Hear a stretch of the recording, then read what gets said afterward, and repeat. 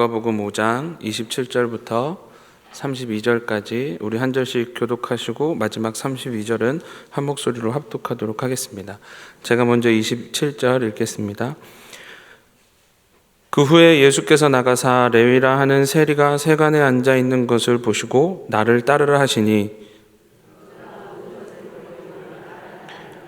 레위가 예수를 위하여 자기 집에서 큰 잔치를 하니 세리와 다른 사람이 많이 함께 앉아 있는지라.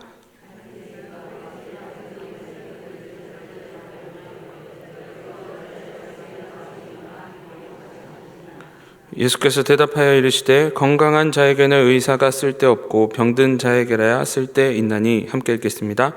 내가 의인을 부르러 온 것이 아니요 죄인을 불러 회개시키려 왔노라. 아멘. 할렐루야. 멋들어지게 핀 꽃들 여러분들 많이들 보고 계시나요? 상계중학교 옆쪽에 당연천 쪽에 가면 저는 아직 꽃을 잘 몰라서 벚꽃인지 매화꽃인지 살구꽃인지 여러분들은 구별 가능하신가요? 새벽 운행을 하면 이쪽 상계제일교회 쪽에서 출발해서 당연천 따라서 이렇게 쭉 직진을 하는데 너무 예쁘더라고요. 운행을 멈추고 잠시 꽃 구경을 하고 싶을 만큼 예뻤습니다. 저희 멘토는 봄에는 꼭 꽃 구경을 가라라고 항상 연락을 주십니다. 이맘때가 되면 꽃 구경 갔다 왔냐라고 물어봐 주십니다.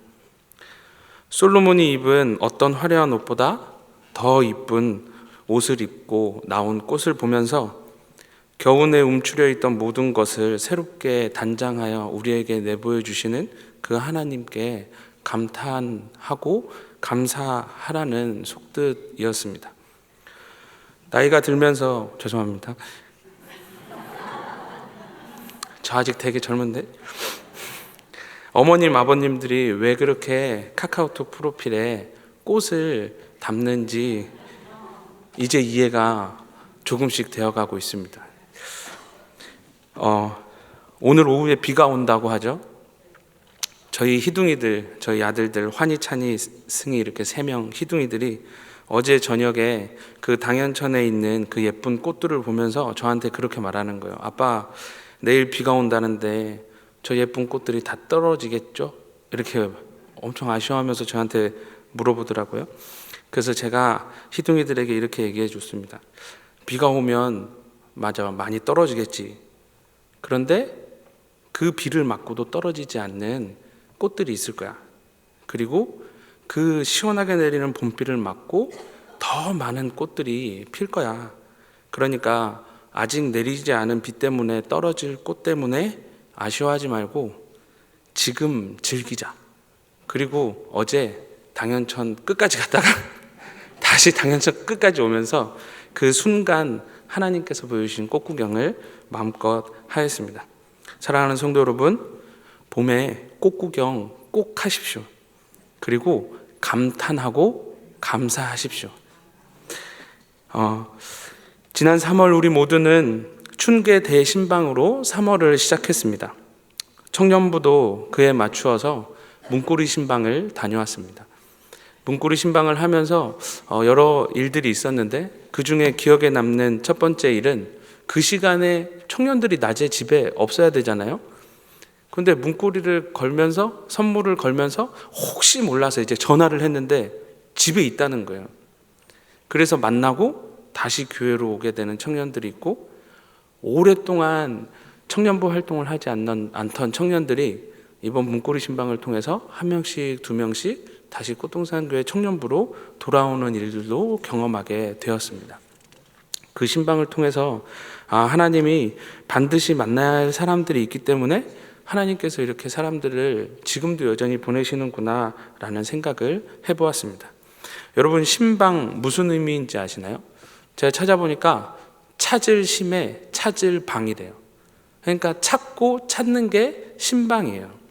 그런데 그 뒤에 방자 한자에 그 방자를 이루고 있는 한자를 찾아보니까 말씀 언자가 들어가 있어요. 그러니까 그냥 의미 없이 찾고 찾는 게 아니라 찾고 찾아가서 뭐 하는 거죠? 뭔가 말을 하는 거죠. 안부를 묻고 그리고 또 그 사람이 꼭 들어야 될 말을 전해주고 그렇게 찾아가서 방문해서 돌아보고 그 사정을 보고 안부를 묻고 위로가 필요하면 위로하고 축복의 메시지가 필요하면 축복하고 권면하는 것, 그게 신방이 의미하는 말이라고 합니다. 이 신방은 목회 사역이나 교회 사역에 있어서 굉장히 중요한 사역 중에 하나입니다. 왜 그럴까요? 결론적으로 말씀드리자면 신방은 하나님, 예수님, 그리고 성령님, 삼위일체 우리 주님께서 우리 주님의 손과 발이 되는 사역자들을 통해서 행하시는 사역이기 때문입니다. 기독교와 타 종교의 가장 큰 차이가 무엇이냐라고 묻는다면, 타 종교는 인간이 의지의 대상을 선택하고 찾아가는데 기독교는 하나님이 인간을 찾아오신다라는 가장 큰 차이가 있는 것이죠. 구원받을 만한 자격이 있는 사람들을 하나님이 찾아가시는 것이 아니라 죄인인 자들을 찾아가셔서 믿음을 선물로 주시고 어떤 것으로도 갚을 수 없는 구원이라는 그 복을 허락해 주시는 것이죠. 하나님께서는 인생 가운데 찾아오시고 그리고 인생을 부르십니다. 아브라함을 부르시고 노아를 부르시고 이삭, 야곱을 부르시고 모세도 부르시죠. 수많은 성경의 인물들 모두 하나님께서 찾아오시고 부르신 자들입니다. 왜 부르시나요? 구약 성경을 보면 하나님이 하나님의 백성을 찾아가셔서 그들을 그 곁으로 부르시는 그 장면을 어미새가 날개로 알을 품는 것 같은, 어미새가 그 큰 날개로 새끼 새들을 품는 것으로 자주 묘사합니다. 품 안에 벗어나면 위험하니까 우리에게 찾아오셔서 우리를 그 따뜻한 품 안에 안아주시는 거죠. 그렇게 하나님이 하나님의 사람들에게 찾아오시는 거죠. 예수님께서도 이 땅에 오셨습니다. 죄 많은 이 세상에 사망의 그늘, 음침한 골짜기에 목자 잃은 양과 같이 살아갔던 그 인생들을 그대로 두지 않으시고 구원하시기 위해 이 땅에 찾아오셨습니다. 예수님 그 이름 뜻이 무엇이죠? 그의 백성을 구원하는, 구조하는, 건져내시는 분이라는 뜻입니다. 구조가 뭔가요? 어떠한 외부의 도움이 없이는 스스로 나올 수 없는 상태를 의미합니다. 누군가 밖에서 손 내밀어 줘야 건짐을 받을 수 있는 우리들을 멀리서 그거 위험한데, 거기에 계속 있으면 안 되는데 이렇게 말씀만 하시는 것이 아니라 친히 오셔서 손 내밀어서 우리를 끌어 건져내 주신 거죠. 그래서 한 신학자는 예수님의 성육신, 예수님께서 이 땅에 오신, 그래서 이 땅에서 사신 그 모든 시간 성육신을 그의 백성을 신방하시는 하나님이라고 소개하기도 했습니다. 맞지 않나요? 하나님께서 인간의 몸을 입고 오셔서 그의 백성들을 신방해 주신 것입니다. 성령님의 사역은 어떤가요? 성령님의 사역도 생각해보면 철저히 신방 위주의 사역입니다. 우리는 신방 갔다가 어떻게 하죠? 가서 예배드리고 돌아오는데 성령님의 신방의 사역의 특징은 뭘까요? 떠나지 않고 우리 안에 계시는 거죠. 우리를 찾아오셔서 우리 안에 계시면서 조용히 계시는 것이 아니라 끊임없이 성도가 어떻게 살아야 되는지를 계속해서 말씀해 주시는 겁니다. 그러니까 생각해 보십시오. 성부 하나님의 사역, 성자 예수님의 사역, 그리고 성령님의 사역 다 뭔가요? 신방, 우리를 찾아오셔서 우리에게 말씀해 주셔서 무엇을 이루기 위해서? 우리를 구원하시고 구원 얻은 백성들로 하여금 하나님의 백성답게 하나님의 보호 안에서 하나님의 백성답게 살아갈 수 있는 방법을 끊임없이 알려주시기 위해서 우리에게 신방해 주시는 것입니다. 3월 우리는 춘계 대신방을 하였습니다. 이제 신방 기간 끝났으니까 우리도 이제 신방 끝났나요? 그렇지 않습니다. 삼위일체 하나님의 신방이 끝나지 않은 것처럼 우리에게도 여전히 끝없이 누군가를 찾아가서 끝없이 누군가에게 하나님의 말씀을 전하는 그 삼위일체 하나님의 그 신방의 사역에 동참해야 되는 공동의 부르심이 여전히 있는 것이죠. 바라기는 3월 춘계 신방이 다 끝났다고 하여서 멈추는 것이 아니라 예수님께서 계속해서 하셨던 그 신방의 삶을 우리도 이어갈 수 있기를 소망합니다. 오늘 서론이 길었는데 이제 본문을 한번 살펴보겠습니다. 오늘 함께 나눌 본문 속에서 예수님 또한 여느 날과 다르지 않게 신방과 전도에 여념이 없으신, 예수님의 입장에서 보면 평범한 일상의 모습이 등장합니다. 오늘 본문에서 예수님은 레위라고 칭하는 인물의 일터를 찾아가십니다. 레위는 누구라고 나오죠? 셀이라고 등장합니다. 셀이라고 하면 우리는 한 사람 대표적인 인물 누구를 떠올리게 될까요? 키 작은 삭개오를 생각하게 되죠. 삭개오나 오늘 본문에 나오는 레위나 똑같이 세리로 불렸는데, 당시의 세리는 두 종류가 있었습니다. 세관에서 근무하면서 토지세와 통행세 등과 같은 간접세를 받는 세리가 있었고, 또 한 부류의 세리는 집집마다 돌아다니면서 인두세, 사람의 머리세만큼 세금을 걷는, 그렇게 직접적으로 세를 징수하는 세리가 있었습니다. 삭개오는 집집마다 돌아다니면서 사람의 수만큼 세를 걷는 직접세를 걷는 세리였고요. 오늘 본문에 나오는 레위는 간접세를 받는, 그러니까 지금으로 따지면 세무사 같은 그런 사무실 같은 공간에서 일을 하는 사람이었습니다.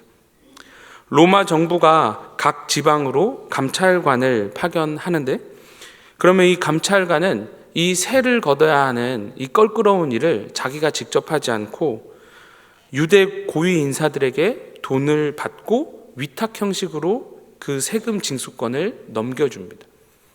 그러면 유대인들의 세금을 누가 걷게 만드는 거죠? 동족 유대인들이 걷게 만드는 겁니다.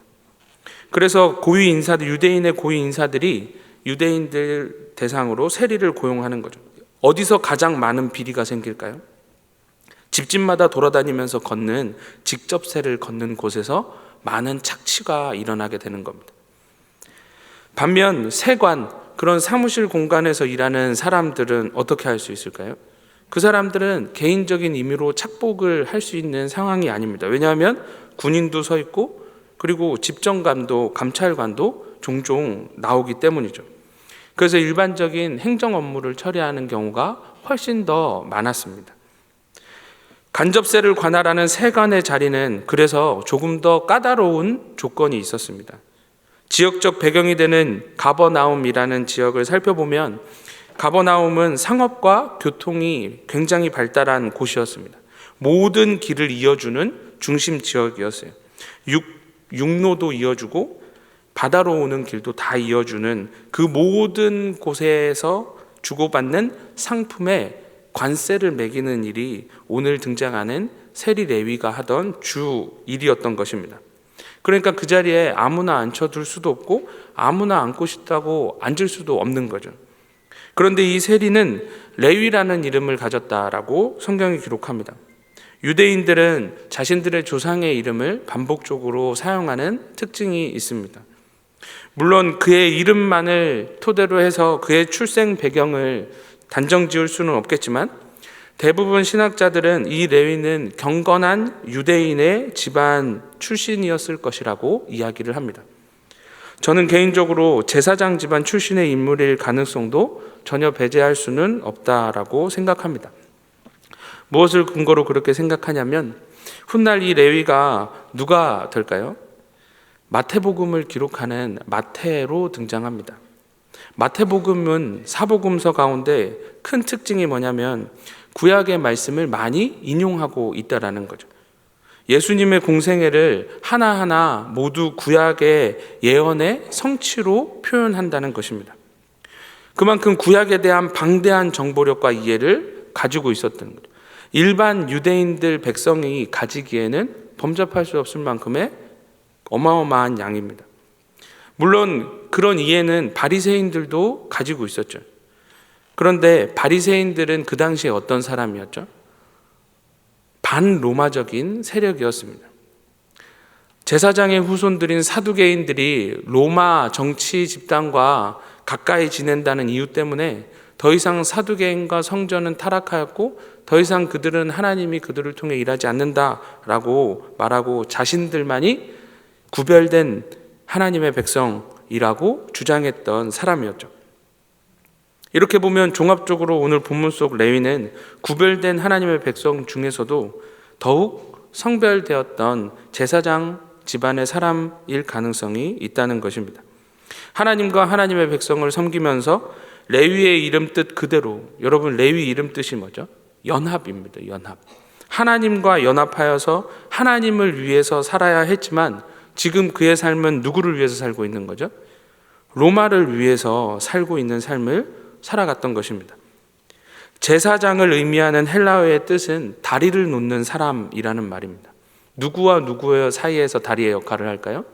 하나님과 백성을 잇는 다리의 역할을 해야 되는데 오늘 본문에 등장하는 레위는 로마와 백성의 중간에서 다리 역할을 했던 거죠. 레위 지파에 속하지 않더라 하더라도, 제사장의 후손이라고 볼 수 없다고 하더라도 어쨌든 그는 하나님에게 속한 하나님의 백성으로 살아가야 했던 사람입니다. 하나님의 나라와 영광을 위해서 살아가야 할 왕같은 제사장, 거룩한 하나님의 백성이라는 것은 크게 달라지지 않는 것이죠. 즉 세리로 등장하는 레위는 지금으로 보면, 지금 우리의 이해로 보면 장결자인 것입니다. 장결자 뭐죠? 교회 나와야 되는데 교회 오지 않고 하나님의 사람으로 살아야 되는데 세상 사람들하고 별반 다르지 않게 살아가는 거죠. 본인의 정체성과 마땅한 사명을 잊거나 아니면 잠시 뒤로 하고 더 중요하다고 생각하는 일에 집중하고 있는 것입니다. 더불어 오늘 본문에 등장하는 레위는 이전에 이미 예수님에 대해 들었고 봤을 수 있는 가능성이 큽니다. 왜냐하면 그가 매일같이 출근해서 앉아있는, 집에 가기까지 계속해서 앉아서 있는 그곳은 수많은 사람들이 가버나움을 들어오기 위해서는 꼭 지나쳐야 될 도시의 입구였기 때문이죠. 그래서 분명 예수님을 따르는 수많은 사람들을 보고 들을 수 있는 기회가 있었을 것입니다. 그럼에도 불구하고 그의 삶의 자리는 여전히 어디였죠? 그 세관의 자리였습니다. 마치 자신의 자리가 아님에도 앉아있는 모습으로 그는 살아 있었던 거죠. 들었고 봤고 알고 있지만 여전히 그는 세리의 자리에서 살아갔던 것입니다. 오늘 본문 속 예수님은 그런 그를 찾아가셨습니다. 그리고 말씀하셨습니다. 뭐 한다고요? 신방하시는 것입니다. 본문에서 한 가지 특징적인 것은 보시고라는 단어입니다. 보시고.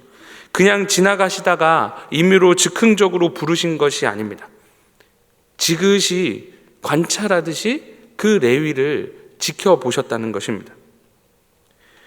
아까 말씀드린 것처럼 이 길목은 수많은 사람들이 하루에도, 수많은 물자들이 하루에도 많이 왕래하는 곳이었지만 그러다 보니 한두 사람의 세리가 아니라 수많은 세리들이 앉아서 관세를 매기던 곳이었습니다.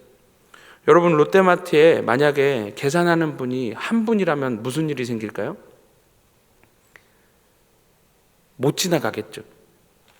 그것처럼 그 당시에 가버나움에는 한두 명의 세리가 아니라 길게 세리들이 나열해서 사람, 물건, 수많은 사람들을 바로바로 세를 매기는 일을 했던 거죠. 그러니까 예수님이 지금 레위를 봤다라는 건 그 수많은 세리들 가운데 그 특별한 한 사람을 관찰하듯이 바라보시고 그리고 뜻을 가지시고 그에게 다가가셨다라는 것을 의미하는 것입니다. 그런데 그렇게 예수님께서 그 레위에게 다가가셔서 뭐라고 말씀하시죠? 나를 따르라 하십니다. 길게 장황하게 뭔가를 설명하시는 것이 아니라 단 한마디를 하십니다. 나를 따르라. 이 레위의 원래 이름은 마태였죠. 마태 뜻은 하나님의 선물이라는 뜻입니다. 하나님의 선물이라는 이름도 있고 레위, 하나님과 연합된 삶이라는 이름도 있는데 그의 자리는 전혀 다른 삶을 살고 있었죠. 그래서 예수님이 그에게 가셔서 나를 따르라 라고 말씀하십니다. 그런데 이 따르라라는 이 짧은 명령에 여러 가지 의미가 있다는 것을 우리가 살펴볼 필요가 있습니다. 첫 번째는 나와 함께 같은 길에 있자라는 의미입니다. 나를 따르라 라는 말은 너 지금 있는 그 자리 너의 자리 아니고 나 있는 자리로 너가 와야 된다라는 것을 의미합니다. 그가 있는 길은 안전이 보장되고 윤택한 삶이 보장된 길이었지만 영생과는 전혀 상관없는 길이었습니다. 그가 있어야 할 길은 그의 이름 그 뜻 그대로 하나님과 연합한 삶, 그리고 자신의 조상들이 살았던 삶의 모습대로 하나님과 백성을 이어주는 삶, 그리고 자신의 본명의 이름 뜻대로 하나님의 선물로서의 삶을 살아야 했는데, 그러니 예수님께서 너 지금 앉아있는 그 자리 너의 자리 아니다 라고 말씀을 해주시는 것이죠. 그러니 예수님이 가시는 그 길을, 하나님과 사람을 이어주는 그 길을 다시 함께 가자라고 말씀하시는 것입니다. 두 번째 의미는 함께 동행하자라는 의미입니다. 주님과의 동행은 서로 의견이 달라서 실랑이 하며 가는 길이 아닙니다. 주님이 가는 곳을 그저 묵묵히 따라가게 되는 것이죠. 저는 7사단에서 군복무를 했는데요. 강원도 화천에 있는 그 7사단에서 1년 동안 GOP 근무를 했습니다. GOP가 뭐냐면 애국가에 나오는 그 이렇게 철책 흔들면서 돌 이렇게 끼우는 가장 최전방에서 1년을 근무했는데, 유일하게 38선에서 앞쪽과 좌우가 다 북한인 지역에, 그러니까 저희 부대만 남들보다 훨씬 더 앞쪽으로 전진 배치되어 있었던 철책이었습니다. 그러니까 철책 따라가다가 이렇게 북한 한번 갔다가 이렇게 들어오게 되는 굉장히 살벌한 곳이었죠. 근데 거기에 칠성 전망대라는 곳이 있는데, 그곳에 가끔 고위 간부가 아무 예고 없이 방문할 때가 있습니다. 그래서 모든 군인들이 똑같이 교육받는 게 있는데, 그게 뭐냐면 VIP가 그렇게 갑자기 방문했을 때 수행하는 교육을 배웁니다.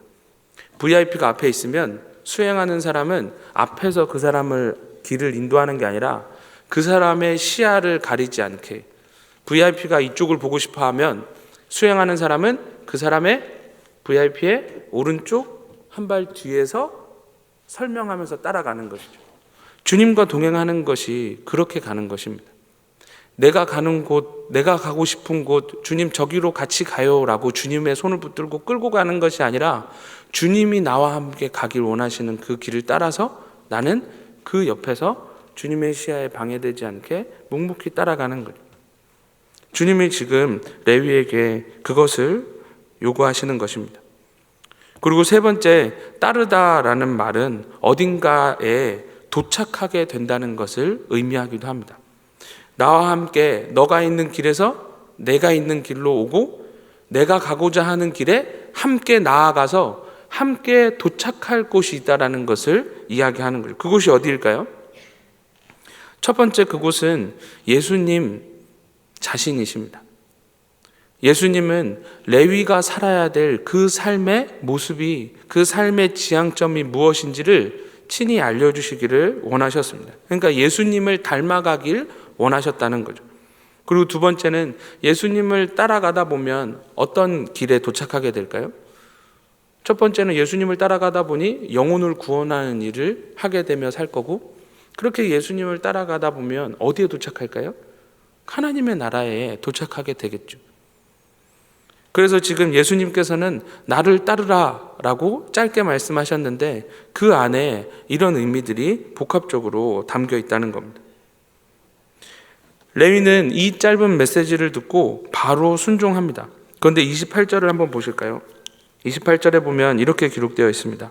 그가 모든 것을 버리고 일어나 따르니라. 예수님은 나를 따라라 라고 짧게 말씀하셨는데, 그 말씀에 대한 순종으로 레위가 취한 행동은 세 개였습니다. 그죠? 첫 번째는 모든 것을 버렸습니다. 세리의 삶을 버리고, 세리로서의 제 자리를 버리고, 세리로서의 자기 정체성을 버리고, 그동안 추구했던 모든 것을 버렸습니다. 버리지 않으면 새로운 것을 얻을 수 없기 때문이었습니다. 저는 어릴 적 동생과 먹는 걸로 참 많이 다퉜는데요.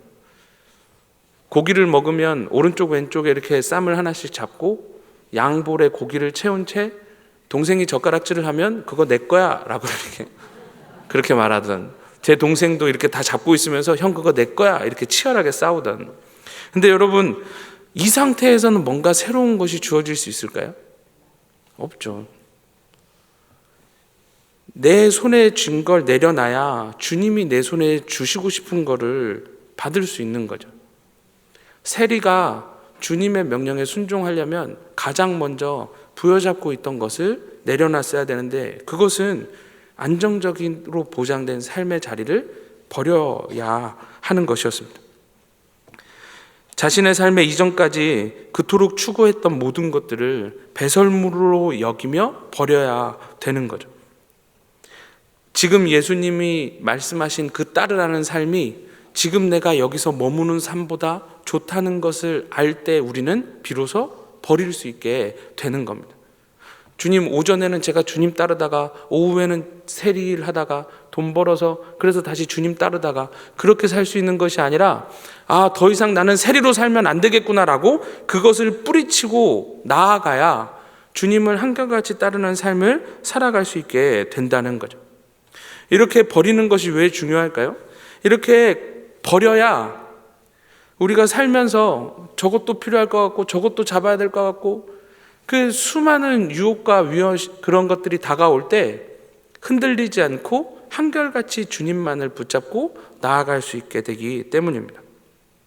버리고 나서 레위가 어떤 행동을 하죠? 일어섭니다. 그 자리를 박차고 일어납니다.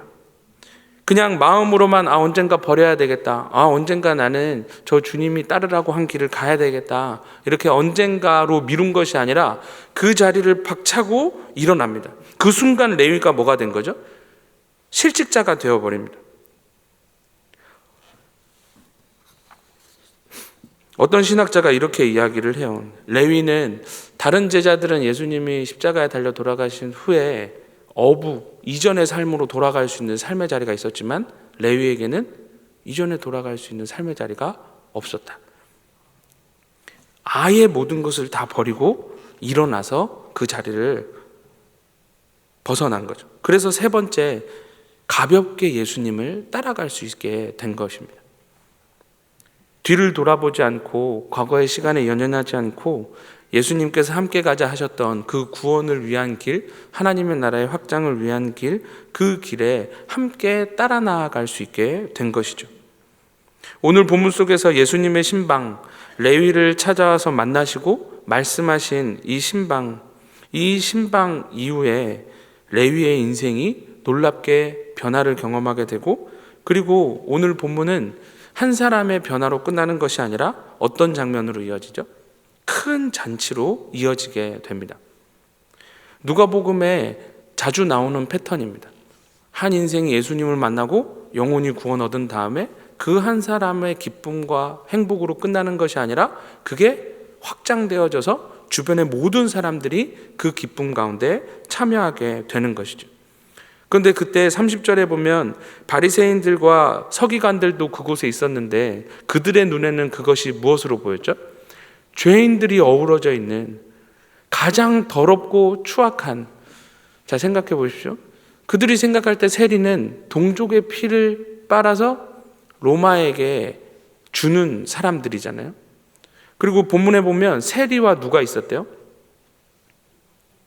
네, 창녀가 있다고 이야기합니다. 그러니까 세리나 창녀나 어떤 존재들이에요? 돈 때문에 파는 사람들인 겁니다. 돈 때문에 자기 민족을 팔고 돈으로 인해 자기의 몸을 팔고. 그곳에 누가 있었던 거죠? 예수님이 계시는 거죠. 그러니 바리새인과 서기관들은 그곳이 영혼이 회복하고 구원을 얻고 정체성을 회복해서 예수님을 따르기로 다짐한 새로운 교회의 모습으로 보이는 것이 아니라 어떤 곳으로 보인 거죠? 죄가 득실득실한 곳으로밖에 볼 수 없었던 겁니다. 왜요? 바리새인들은 자신들은 의인이라고 생각했고 항상 기도할 때마다 내가 세리가 아니고 창녀가 아니고 하나님을 모르는 이방인이 아닌 것에 감사하며 살았던 사람들이었던 거죠. 그래서 예수님이 오늘 본문 속에서 말씀하시는 겁니다.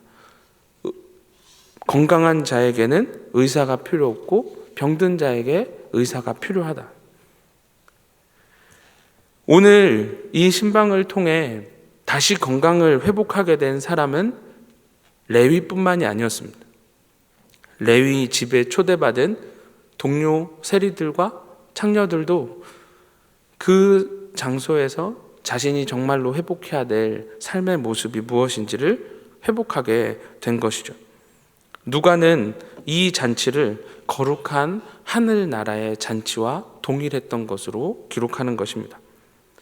서로를 향한 비방은 사라지고 비교도 사라지고 저 사람보다 내가 낫다라는 그런 상대적인 그 모든 것들이 다 사라지고 오직 예수 안에서 새로운 정체성을 회복하는, 그리고 예수와 함께 살기로 다짐하는 참된 그리스도인들의 모이는 참된 천국잔치로 이야기를 하고 있는 것이죠. 말씀을 정리하도록 하겠습니다.